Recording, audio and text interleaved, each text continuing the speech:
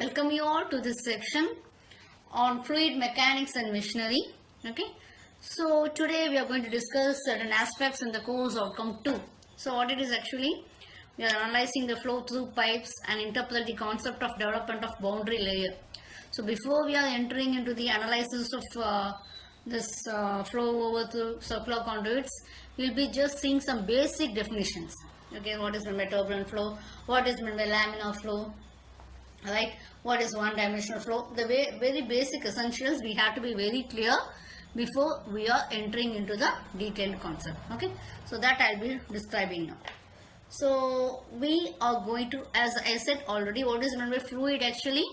A fluid is one which is capable of flowing, right? So a fluid can be either be a liquid or gas. These quantities, qualities, everything else we have discussed in the previous section itself, in the previous models itself. Okay, properties of fluids also we have discussed in the previous sections. Now we are going to classify the fluids. How we are going to classify them? So there are nearly we are having certain classifications. Number one is viscous versus inviscid regions of flow. Internal versus external flow. Compressible versus incompressible flow. Laminar versus turbulent flow.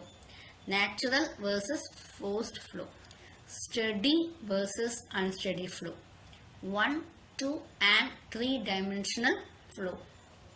Okay, so these are certain classifications of fluid flows. Okay, so this first one I'll be discussing. You can please see the diagram.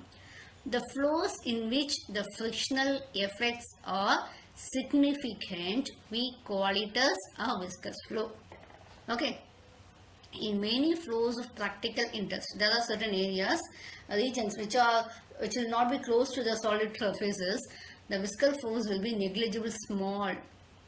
Okay, and it will be very small when it is compared to the inertial or pressure forces. Then we call it as inviscid flow. Okay, whenever we are bothering about the frictional efforts, then we call it as the viscous flow. So you can see the diagram here. So this is viscous flow region and the other one inviscid flow region. So how it is actually here, you can see the frictional effects. Okay, this flow of an originally uniform fluid stream over the flat plate. This we are having a flat plate. You can see that due to the friction effect, how is your fluid direction is changing and how it is actually flowing. Okay, the regions of which is close to the plate we call it as viscous flow, and which are away from the plate is actually the inviscid flow. In that, what happens? The viscous forces are very small when compared to the inertial or pressure forces.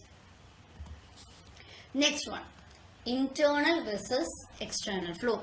So you see here the external flow, the flow of an unbounded fluid over a surface such as plate, a wire or a pipe, whereas the flow in a pipe or duct, the fluid is completely bounded by the fluid surfaces. Okay, you just imagine, you consider a pipe which is closely contained. Okay, so it is closely covered from the atmosphere.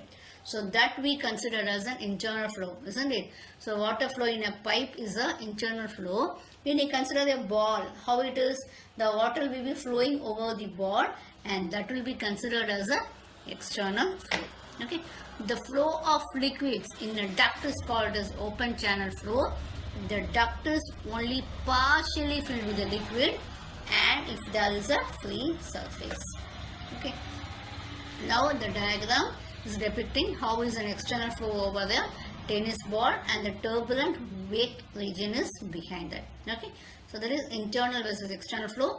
It depends on how it is exposed, the flow surface is exposed to the atmosphere and how it is actually, it is partially or fully filled. That also matter is also considered. Next one is compressible versus incompressible flow. If the density of the flowing fluid is remaining nearly the constant throughout the flow, we call it as incompressible flow, the liquid. But actually, as I was discussing about the previous section also, we know very well, in the case of gases, the pressure increase, the pressure variation can be made very large when compared with other when compared with liquid and solid. In solid, we don't bother about pressure and all, okay, normally. But here, in the case of fluid, we have liquid and gases. And the gases, we know very well, there will be drastic changes in pressure can be done. Okay. So, what happens here is, which is compressible flow is, actually the density will be remaining constant.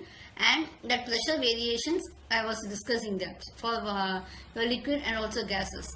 Here, compressible versus compressible flow, I am discussing about density. Okay, the density will be the same. If you take it as a liquid, wherever it is, the density will be the same. But you know very well, this will be during high speed gas flow, what happens? The density will not be the same. Isn't it? That's very important. I was just discussing the properties of liquid and also gas. That is very important. That will play a major role here. See, for example, if we take it as rockets and spacecraft and all, which is involving high-speed gas flows, what happened? The flow speed is expressed by a Mach number. Okay, you can see this diagram also. So what happens here? This is actually recorded in a gas dynamics lab. Okay, it will be shock wave which is produced by a bursting balloon. How is this shock waves? Right. However, the secondary shock waves are there. Right. So based on Mach number, we have subsonic flow, supersonic, and hypersonic flow. Okay. Next one is laminar versus turbulent flow. Laminar flow will be like a deep sea. What will happen? You will have highly ordered fluid motion which is characterized by smooth layers of fluid. Okay, the flow of high velocity fluids, oils and all. What will happen actually at low velocities? How we can imagine how it will be flowing. It will be at a very smooth surface, smooth layers, and there will be no distortions. So then they are called it as laminar. Next one, the highly disordered fluid motion that typically occurs at high velocities. What happens at high velocities? There will be some distortions, and this will be disordered. That I can say disordered. Okay, there will be velocity fluctuations also. So the flow of low viscosity fluids such as air at high velocities will be turbulent. Okay, so normally there will be a flow that alternates between being laminar and turbulent. We call it as transitional flow. You can please see here, the first one is laminar flow, second one is a transitional.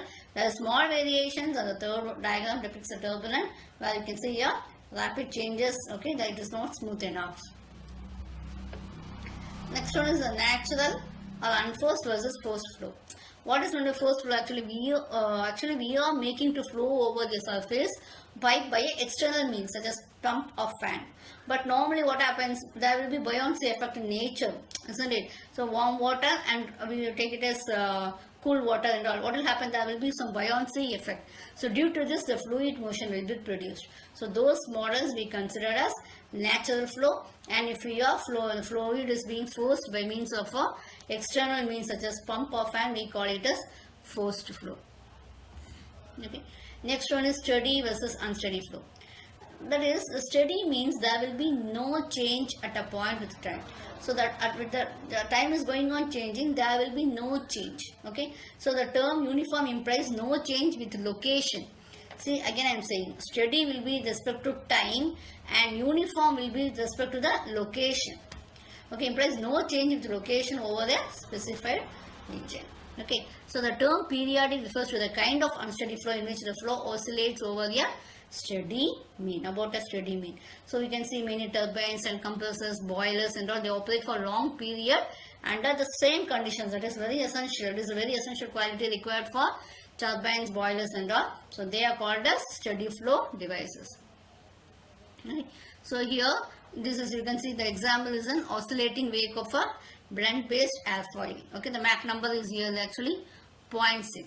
Okay, so A is actually, B is a long exposure, A is actually an instantaneous image. And next is actually 1, 2 and 3 dimensional flows. So how you can have it as a velocity distribution? Your fluid can be called it as 1, 2 or 3 dimensional if the flow velocity is varying in 1, 2 or 3 dimensions. Okay. So actually, however, the variation of velocity in certain directions can be small when regard to the variations in other directions, and it can be actually ignored. See, for example, you can see the diagram, a flow over a car antenna is approximately 2-dimensional only, except near the top and bottom of the antenna. Okay, so we can see the diagram here. The development of the velocity profile in a circular pipe Okay, the flow is two-dimensional at the entrance. At the entrance, it is two-dimensional, and when it is going on, what happens inside the pipe? When it reaches the internal, it becomes one-dimensional downstream. Okay, when the velocity profile is fully developed, and it will be remaining unchanged in the flow directions along this one direction. Okay, it will be the same along this other direction. Okay. So that it will be changed in this direction, and you can see that there will be variations in only one direction. Thank you for your patient listening, and we shall meet in the next section.